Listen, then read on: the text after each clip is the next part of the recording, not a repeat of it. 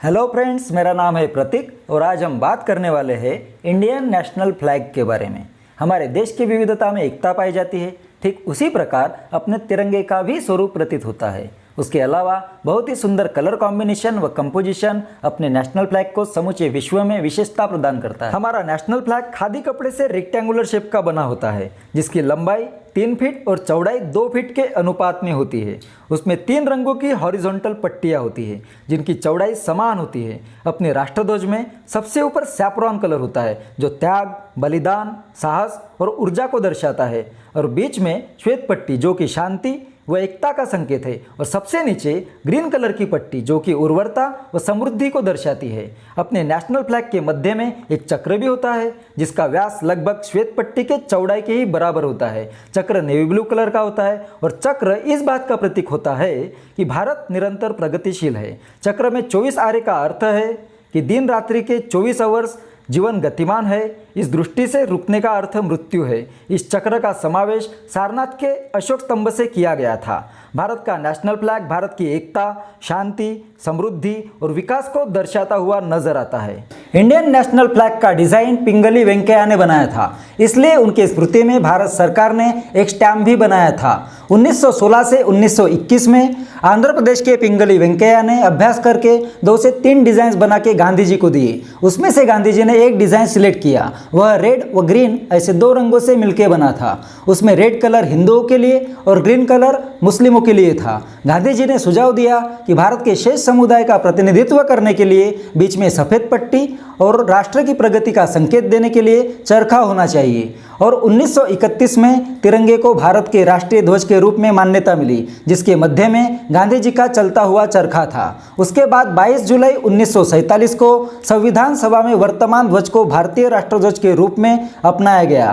केवल फ्लैग में चरखे के स्थान पर सम्राट अशोक के धर्मचक्र का स्थान निश्चित किया गया। इस प्रकार तिरंगा ध्वज भारत का नेशनल फ्लैग बन गया। 1951 में ब्यूरो ऑफ इंडियन स्टैंडर्ड्स ने पहली बार राष्ट्रध्वज के लिए नियम बनाए और 1968 में तिरंगा बनाने के मानक डिसाइड किए। खादी और रेशम का कपड़ा ही केवल फ्लैग बनाने के लिए उपयोग में लाया जाता है।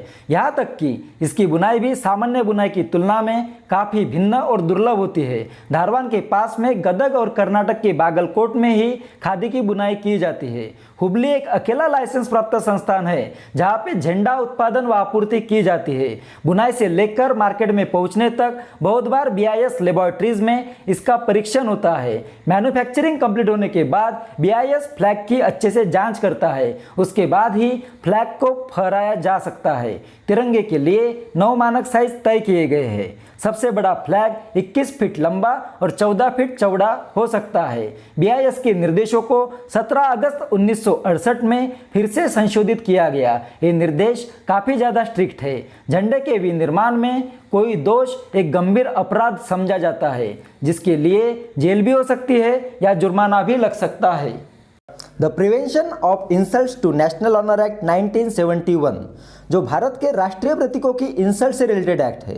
इस एक्ट के तहत 2002 से पहले केवल सरकारी ऑफिसेस में ही तिरंगा फहराना अलाउड था और कॉमन पीपल्स को अपने घरों में, निजी दफ्तरों में, प्राइवेट ऑर्गेनाइजेशंस, इंस्टीट्यूट्स में तिरंगा फहराने का अधिकार नहीं था। और किसी ने तिरंगा फहराया भी तो उसे नेशनल फ्लैग की इंसल्ट समझा जाता था। 1993 की बात है, जब नवीन जिंदल, जो कि कांग्रेस की लीडर है, वे अमेरिका से भारत लौटे थे, तो उन्होंने देखा कि अमेरिका में उनका नेशनल फ्लैग फहराने पे ज़्यादा लिमिटेशंस नहीं है। वहाँ के सामान्य नागरिक भी अपने घर के बाहर, प्राइवेट ऑफिसेस में फ्लैग फहरा सकते हैं, लेकिन भारत में वैसा नहीं था। इसलिए उन्होंने जानबूझ के नियमों का उल्लंघन करते हुए अपने फैक्ट्री के ऑफिस पे तिरंगा फहराया था।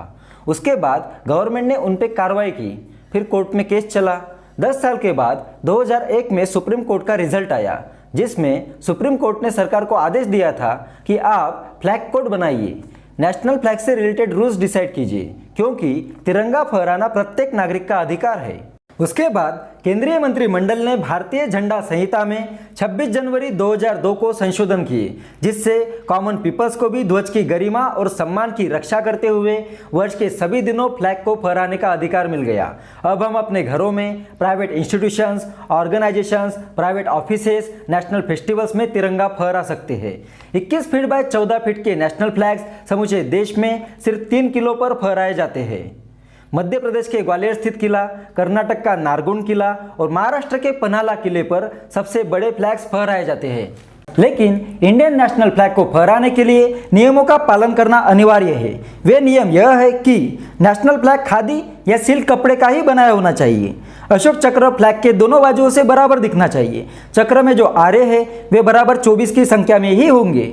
आप उस संख्या में चेंजेस नहीं कर सकते। झंडा कभी भी उल्टा नहीं फहराया जाएगा। फ्लैग झुका नहीं रहेगा। कोई भी दूसरा झंडा तिरंगे से ऊपर नहीं रहेगा। अगर आजू बाजू में कोई दूसरे फ्लैग्स हो भी तो तिरंगा सभी फ्लैग्स के मध्य में ही रहेगा। पोल पे तिरंगा फहराया हो, उसी पोल पे दूसरा झंडा नहीं फहरा सकते। तिरंगा जमीन पे बहुत ज़्यादा नीचे नहीं फहराया जाएगा। उसे ऊंचाई पे ओपन स्पेस में सम्मान के साथ फहराया जाएगा। उसे पानी नहीं लगना चाहिए। अगर किसी मंच पे तिरंगा फहराया जाएगा तो वो बराबर स्पीकर के राइट साइड में ही रहना चाहिए। गंदा या फटा हुआ झंडा नहीं फहरा सकते। अगर डैमेज हो तो इधर उधर नहीं फेंका जाएगा। उसे सम्मान के साथ दफनाना पड़ेगा। फ्लैग को कभी भी जलाया नहीं जाएगा। प्लास्टिक का झंडा अलाउ नहीं है। झंडा फहराने का जो समय है वो सूर्योदय से सूर्यास्त तक का ही रहेगा। फ्लैग पे आप कुछ भी लिख नहीं सकते। 2005 में एक अमेंडमेंट किया गया। उसके तहत पोशाक पे झंडे की प्रिंट रह सकती है, मगर वो सिर्फ कमर के ऊपरी वस्त्र पर ही रहेगी। फ्लैग का कमर्शियल इस्तेमाल नहीं कर सकते। फ्लैग में कोई भी चीज़ लपेटी नहीं जाएगी। फ्लैग से किसी चीज़ या कार वगैरह को ढका नहीं जाएगा। वो सम्मान सिर्फ और सिर्फ शहीदों को ही दिया जाएगा और शहीदों के दहन विधि के समय फ्लैग को निकाला जाएगा। कार पे झंडा लगाने का अधिकार कॉमन पीपल्स को नहीं है। यहाँ तक कि एमपी एमएलए को भी कार पे राष्ट्रीय ध्वज लगाना अलाउ नहीं है। वाहनों पर राष्ट्रीय ध्वज लगाने के लिए विशेषाधिकार होते हैं। राष्ट्रपति, उपराष्ट्रपति, प्रधानमंत्री, राज्यपाल और उपराज्यपाल, मुख्यमंत्री, भारत के सुप्रीम कोर्ट और हाई कोर्ट के न्यायाधीश, जल सेना, थल सेना और नौसेना के अधिकारी जो ध्वज श्रेणी में आते हैं, वे ही जरूरत पड़ने पर अपने व्हीकल्स पे राष्ट्रीय ध्वज लगा सकते हैं। और व्हीकल्स पे फ्लैग लगाते समय यह ध्यान में रखना जरूरी है कि ध्वज बोनेट के राइट साइड में या मध्य में ही लगाया जाएगा।